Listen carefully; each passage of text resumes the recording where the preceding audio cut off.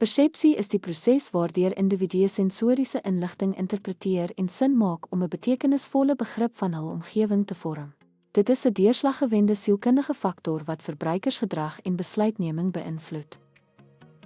Persepsie behels die selektering, organisering en interpretasie van stimuli uit die eksterne omgewing om 'n samehangende mentale voorstelling te skep.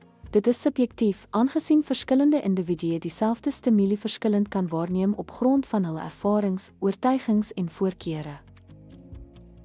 Sleutelelemente van persepsie, sensoriese invoer, inligting wat deur die 5 sintuie ontvang word, sig, gehoor, aanraking, smaak en reuk. Selektiewe aandag, die neiging om op sekere stimuli te fokus terwyl ander geïgnoreer word, beïnvloed deur persoonlike relevantie en situasionele faktore.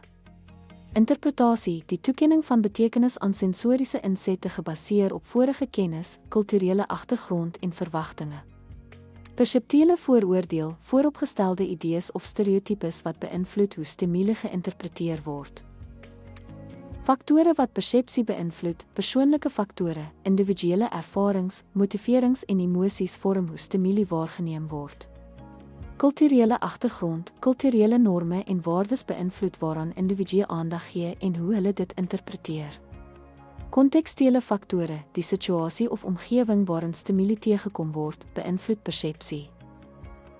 Persepsie behels die selektering, organisering en interpretasie van stimuli uit die eksterne omgewing om 'n samehangende mentale voorstelling te skep.